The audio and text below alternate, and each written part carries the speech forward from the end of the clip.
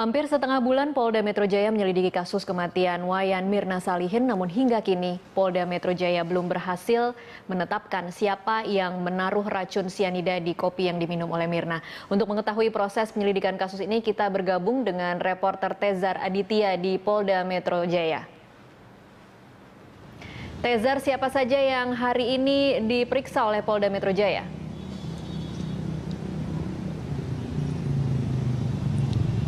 Ya, terima kasih Tasya. Hari ini memang pihak Polda Metro Jaya kembali memeriksa ayah dari Mirna Salihin, Edi Darmawan Salihin, yang tadi datang sekitar pukul 9 dan baru saja selesai pada pukul 4 sore tadi. Selesai diperiksa tadi, Edi Darmawan menolak menjelaskan mengenai detail dari pemeriksaan. Ia hanya menjawab bahwa pemeriksaan kali ini seperti pemeriksaan sebelumnya, dan juga ini untuk memenuhi dan juga melengkapi BAP yang dibutuhkan kepolisian. Dan ayah Mirna juga berharap seperti sebelumnya bahwa kasus kematian dari anaknya Wayan Mirna Salihin dapat segera diungkap pihak kepolisian, dan ia juga tentunya mengapresiasi pihak kepolisian yang telah bekerja keras mengungkap siapa dalang dan juga apa sebab dari kematian Wayan Mirna Salihin yang ditemukan tewas setelah minum kopi yang diduga dimasukkan racun sianida oleh seseorang. Dan tadi juga ayah Mirna, Edi Darmawan, sempat menyatakan secara emosional mengenai siapa yang ia duga dan juga ia curigai. Ia hanya menyatakan secara tersirat bahwa temannya Wayan Mirna meninggal akibat dari kopi yang dipesan temannya. Dan ia juga mensinyalir bahwa Jessica telah melakukan kebohongan karena sebelumnya di berbagai media Jessica menyatakan bahwa ia cukup dekat dengan Mirna dan juga keluarganya. Namun Edi Darmawan menyatakan bahwa ia sama sekali tidak mengenal Jessica dan baru pertama kali melihat Jessica pada saat Mirna sudah dalam keadaan meninggal di rumah sakit. Dan berikut kutipan wawancara kami bersama dengan Edi Darmawan Salihin, ayah dari Wayan Mirna Salihin. Ya intinya gini deh, anak saya mati, yang beli kopi dia kan gitu. Dia siapa nih Pak? Tolong Pak. Ya tahu sendirilah, semua juga tahu. Kalau enggak kan nggak mungkin terjadi itu. Ya nggak tahu, itu ada yang ngomong, Jessica, saya nggak ngomong. Pak, Jessica pernah bilang kenal dekat dengan keluarga Mirna. Bohong, saya baru lihat dia di rumah sakit waktu Mirna udah nggak ada. Jadi dulu pas kuliah, teman kuliah Mirna nggak kenal. Dan sekali lagi saya ingetin dia berbohong sama saya. Saya bilang anak saya minum kopi meninggal. Kamu minum apa? Minum air mineral katanya. Ya udah itu aja. Bisa dibayangkan aja ya.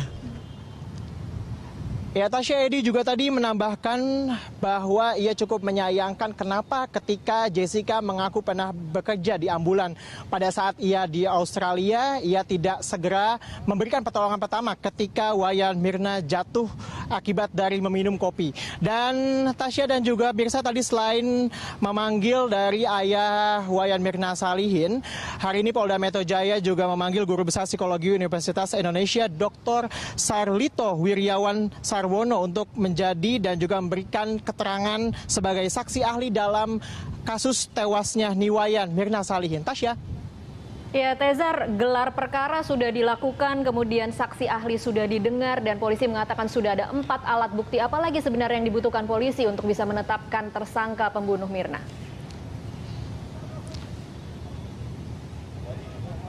Ya, Tasya, memang jika kita mengingat bahwa beberapa waktu lalu pihak Polda Metro Jaya juga pernah melakukan ekspos dan juga berdiskusi dengan pihak Kejati DKI Jakarta untuk kemudian berdiskusi mengenai apakah kemudian alat bukti ini dinyatakan cukup untuk menjerat tersangka.